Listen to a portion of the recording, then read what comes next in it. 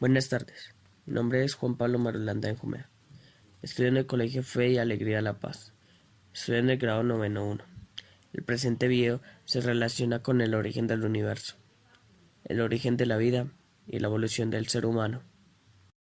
Hace 15.000 millones de años había nada, bueno, literalmente había nada, hasta que un día, de la nada se creó una onda expansiva masiva, que permitió toda la energía y materia conocidas del universo, incluso el espacio y el tiempo, surgieron a partir de algún tipo de energía desconocida, y explotó generando así una gran expansión que hoy en día continúa ese mismo punto de energía.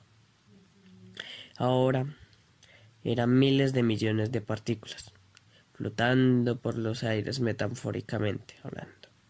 Después de 10.000 millones de años, a medida que transcurría el tiempo, la materia, o sea las partículas que dejó la explosión, se enfriaban y comenzaron a formarse tipos de átomos más diversos de los que hay ahora. Finalmente, se condensaron en las estrellas y galaxias de nuestro universo presente. Y si se los pregunta, si según la teoría nosotros somos escombros de una explosión que hubo hace millones de años, y aunque haya pasado mucho tiempo, aún seguimos en esa explosión, ya que después de una explosión hay una expansión. Origen de la vida. La vida en el planeta Tierra apareció aproximadamente 3.500 millones de años atrás, donde las condiciones de la atmósfera eran incompatibles con la vida, tal cual la conocemos hoy. Teorías sobre el origen de la vida. Las múltiples explicaciones que se han dado a lo largo de la historia sobre el origen de la vida pueden agruparse en 4 líneas de explicación o teorías. El origen sobrenatural, la generación espontánea, la teoría de la paz pernia, la evolución química y celular. El origen sobrenatural. Esta teoría afirma que el origen de la vida se debe a actos relacionados con la creación divina. La generación espontánea sostiene que los seres vivos surgen a partir de la materia inanimada en determinadas condiciones. Esta teoría tiene 2 versiones. La versión idealista o vitalista, que afirma que es necesario un impulso vital o espiritual para la formación de organismos, y la versión materialista, que afirma que los organismos pueden surgir sin necesidad de ningún tipo de impulso, siendo la generación espontánea una propiedad de la materia. La teoría de la paz pernia. Esta teoría se basa en la aparición de la vida en la Tierra, en una distribución universal o extraterrestre de gérmenes vivos. Sostuvieron que unos meteoritos que caían en la Tierra podían transportar microorganismos en estado latente. La evolución química y celular. La vida surgió a partir de materia inerte en condiciones de la Tierra muy distintas a las actuales. Supone que el océano primitivo surgieron moléculas imprescindibles para la vida por evolución química. Organismos. La Tierra se formó hace 4.600 millones de años, cerca de 1.000 millones de años más atrás. Ya albergaba seres vivos.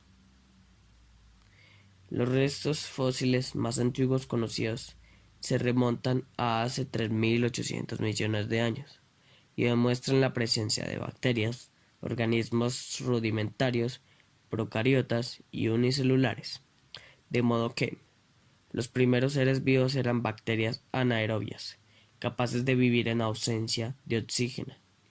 Este gas aún no estaba en la atmósfera primitiva.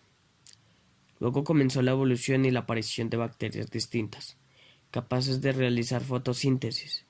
Esta nueva función permitía a tales bacterias fijar el dióxido de carbono abundante en la atmósfera y liberar oxígeno. Y este no se quedaba en la atmósfera, pues era absorbido por las rocas ricas en hierro. Plantas.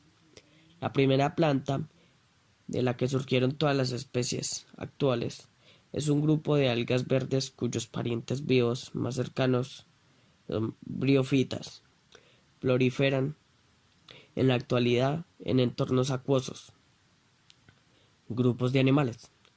Las esponjas de mar fueron los primeros animales en la Tierra, debido a que aparecieron por primera vez hace alrededor de 640 millones de años. Así, esta especie es anterior a la explosión cámbrica, un periodo evolutivo que comenzó hace unos 540 millones de años, durante el que apareció un gran número de organismos macroscópicos multicelulares complejos. Evolución de los seres humanos. El hombre apareció después de un largo periodo de evoluciones, aunque no se sabe con certeza el momento y lugar donde se dieron los casos significativos de la especie Homo. Se cree que esto se dio en el continente africano. Según la teoría de la evolución y la selección natural, el nombre proviene del mono, que a su vez es el resultado de cambios en roedores que lograron sobrevivir a los fuertes cambios que vivió la Tierra luego de la época de los dinosaurios y su extinción. Etapas de la evolución humana. Para entender mejor cómo ocurrió la evolución del hombre, primero se debe conocer sobre el principal ancestro, los homínidos.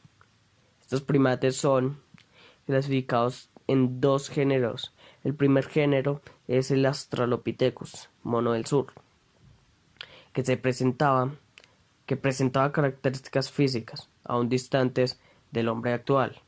El segundo género es el género Homo, al que pertenecemos los humanos. No se sabe si es el hombre actual. Había evolucionado del Australopithecus o tal vez sea independientes, conectadas por un ancestro común. Los Australopithecus, las tres especies más conocidas de ellos son Australopithecus afarensis. El más antiguo habría vivido hace cerca de 3 millones de años atrás. El Australopithecus africano y el Australopithecus robustus existieron hace 1,5 y 1 de millones de años atrás, respectivamente, siendo probable que ese Australopithecus africano haya dado origen al género, como estas tres especies son claramente diferenciadas de los mongidos. Porue. A pesar de su pequeña capacidad craneana, 450 centímetros cúbicos en promedio, tenía una postura bífeda y no poseían grandes dientes caninos existentes en los antropoides. Homo habilis. Hace cerca de 2 millones de años atrás. Estos surgieron como la primera especie del género Homo. Fueron también contemporáneos a los Australopithecus africanus y robustus. El Homo habilis, llamado así por su capacidad y habilidad para fabricar elementos cortantes en piedra, utilizando las piedras afiladas para cortar la carne y para tallos de raíces que eran parte de su dieta habitual. El volumen craneano variaba entre 650 centímetros cúbicos y 800 centímetros cúbicos. Además de eso, tenía una postura menos cobarde que la de sus australopithecus. Homo erectus. Hace cerca de 1,5 millones de años atrás, el Homo habilis, hasta ese entonces restringido solo en África, dio origen a una especie que se diseminaría por Asia y Europa, y el Homo erectus, este homínido, demostraría una notable evolución en el uso de utensilios y herramientas de piedra, cuchillos, hachas, raspadoras. Homo erectus, llamado así por tener una posición recta, erecta al caminar, también se caracterizó por ser uno de los primeros homínidos en producir y usar el fuego. En el aspecto físico alcanzaron una altura de 1,8 metros, Tenían una frente prominente y una mandíbula masiva, desprovista de quijada.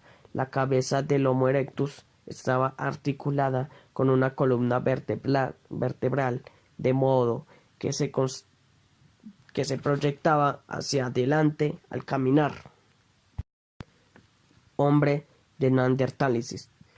La estatura de este hombre era en promedio de 1,6 y 5 metros y con textura robusta.